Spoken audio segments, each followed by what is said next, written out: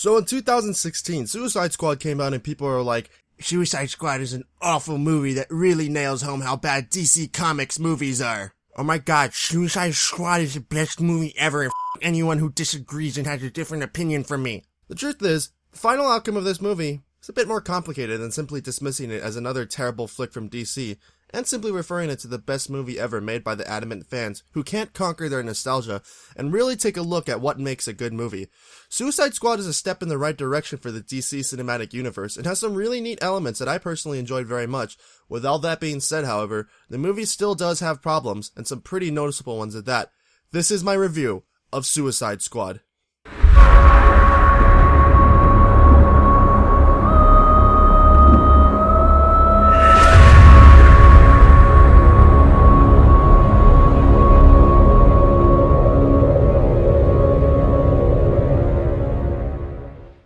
What's up, guys? It's the Explorer Man 724 here, or Matt, whichever you prefer. So, Suicide Squad. I, like many other people, saw the excellently well-edited trailer that had Queen's iconic song, Bohemian Rhapsody, playing in tune to the actions happening in the trailer. The sounds of spent bullet casings falling to the ground, punches, shotgun blasts, and many more sound effects matched up excellently with the song. DC was presenting to us a movie that wasn't as dark looking as Man of Steel or Batman vs. Superman. Keep in mind, I know exceptionally little about the comics, so this review is coming from the perspective of someone just entering the DC cinematic universe. Judging by the editing and what we saw in the trailer, we were to expect a movie featuring DC's iconic villains in a much more colorful and light-natured film where we got to see the baddies saving the world. Right from the bat, however, this movie was under some flack. These things caught people's attentions, whether it be the casting choices for Jared Leto and Will Smith as the Joker and Deadshot respectively, or the redesigns done to beloved characters such as Harley Quinn. However, pulling all those aside, what did I think about this movie? It was alright.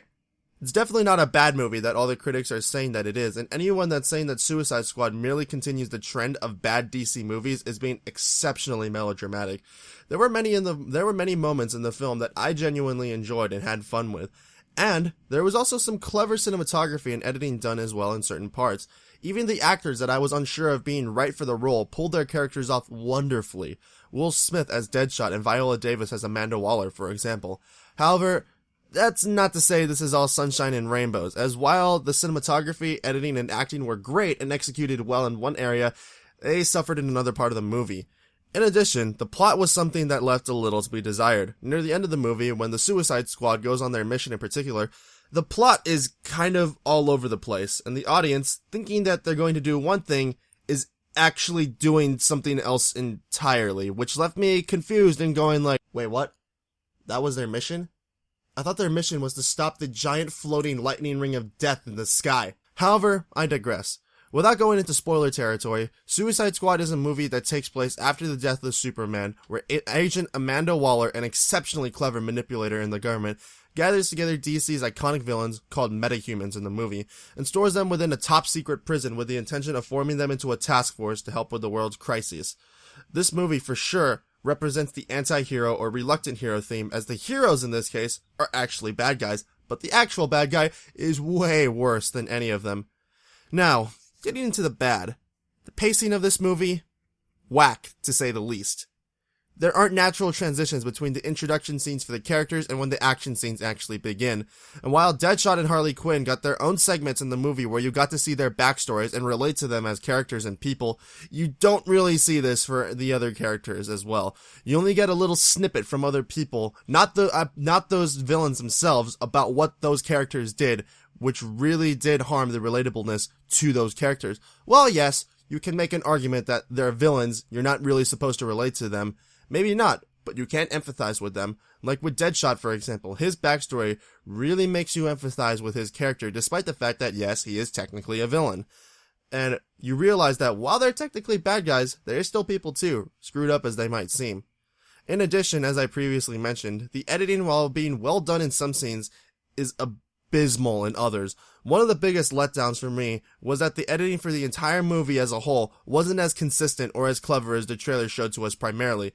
Yes, I understand that doing the editing right for a whole film for a movie like this is difficult, but some scenes just didn't make sense because of how poorly they were stitched together.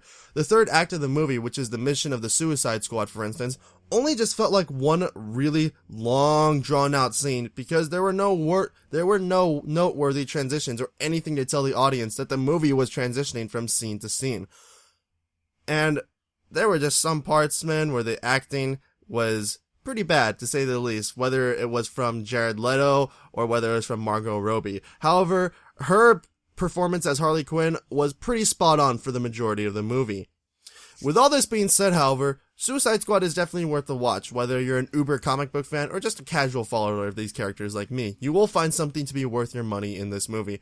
However, taking into consideration all the points I've made and the notable negatives it does have, and it does have many, if you consider yourself a connoisseur of movies, don't watch this.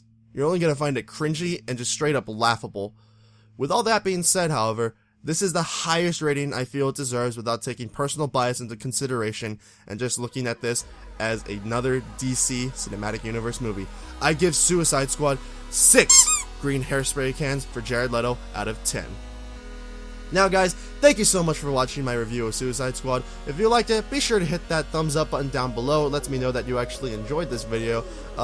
This movie was kind of hard for me to review since I knew how much it had writing for it, whether it had been from the DC fans or just people who were expecting a good movie from DC. But with my time with it, I'm glad I actually got a chance to review this. And if you liked what you see here today, be sure to subscribe to the channel just so that you'll see more awesome content from me. Now guys, again, thank you so much for watching, and I'll see you in the next video. Outro! Selection.